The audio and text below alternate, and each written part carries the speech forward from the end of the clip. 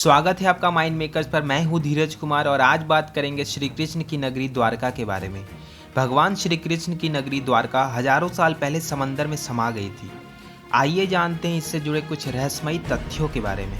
वर्ष 2001 में जब इंडियन ओशन इंस्टीट्यूट के शोधकर्ता भारत सरकार द्वारा निर्देशित खंबात की खाड़ी में प्रदूषण से संबंधित सर्वे कर रहे थे, तभी अचानक उनके सोनर साइट स्कैन मशीनों ने समंदर के अंदर के अजीबोगरीब तस्वीरों को स्क्रीन पर दिखाना शुरू कर दिया था। ये तस्वीरें गौर से देखने पर किसी इमारतों के पत्थरों का ढांचा दिखता था जो कि मानव निर्मित लग रहा था।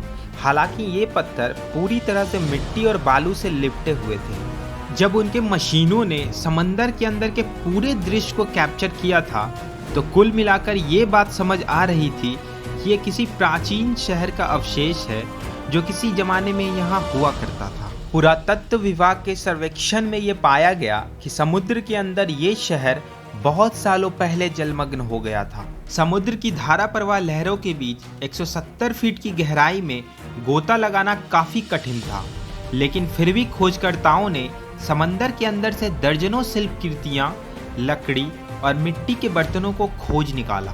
पुरातत्व विभाग ने शिल्पकृति का अध्ययन करके ये पता किया था कि कुछ शिल्पकृतियां 32,000 साल पुरानी हैं, जबकि समुद्र विज्ञानियों ने ये दावा किया है कि ये शहर 9,000 सालों से जलमग्न है। इधर हिंदू शोधकर्ताओं की माने तो हिंदू सभ्यता भी हजारों साल पुरानी है। इसके अलावा हिंदू पौराणिक कथा के अनुसार भगवान श्री कृष्ण की नगरी द्वारका गोमती नदी के तट पर बसी हुई थी, जो कि श्री कृष्ण के मानव शरीर छोड़ने के बाद जलमग्न हो गई थी। आपको बता दें कि गोमती नदी और अरब सागर का मिलन इसी जगह होता है। इन सभी बातों का सार देखा जाए तो पुरातत्व विभाग की खोज श्री कृष्ण की जलमग्न नगरी द्वारका के होने के सबूत देते हैं। खोजकर्ताओं ने समंदर में मिले विचित्र नक्शों से प्रेरित होकर तट के नजदीक वाले क्षेत्र में सर्वेक्षण शुरू कर दिया था। महज 70 फीट की गहराई में गोताखोरों को सैंडस्टोन की दीवारें, सड़कें और बना बनाया बंदरगाह भी दिखा था। सर्वेक्षण विभाग के अधिकारियों ने बताया कि ये अवशेष प्राचीन समय में रह चुके द्वारका नगरी के हैं।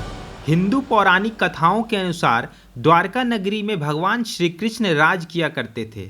आपको बता दें कि समुद्री पुरातत्व विभाग ने आज के मौजूद द्वारकाधीश मंदिर के निकट समुद्र वाले इलाके में सर्वेक्षण करने पर कई मंदिरों को भी खोज निकाला, जिससे ये पता चलता है कि समुद्र जल के स्तर के बढ़ने के साथ साथ मंदिरों का भी स्थानांतरण होता गया था। वर्ष 2007 में इसे लेकर एक बार फिर विस्तृत सर्वेक्षण हुआ, जिसमें कई और अनसुलझे रहस्य सामने आए थे। द्वारका प्राचीन काल में कई द्वारों का शहर हुआ करता था। शहर के चारों ओर सैकड़ों मीटर लंबी दीवारें होती थी, जिनमें कई द्वार थे और इसी वजह से इस शहर का नाम द्वारका पड़ा। कर्मयोगी कृष्ण, पूर्ण अवतार कृष्ण, 16 कलाओं से संपूर्ण कृष्ण की मनोरम छवि आज हर भक्तों के दिलों में आस्था की डोर से बंधी हुई है। कृष्ण जीवन का सार सिखाते हैं, कर्म और धर्म का सही मार्ग दिखाते हैं और सबसे अहम भविष्य की जगह वर्तमान में जीने का संदेश देते हैं। इस वीडियो पर आपकी क्या राय है, आप हमें कमेंट बॉक्स में बता सकते हैं। साथ ही इस चैनल को जरूर सब्सक्राइब करें।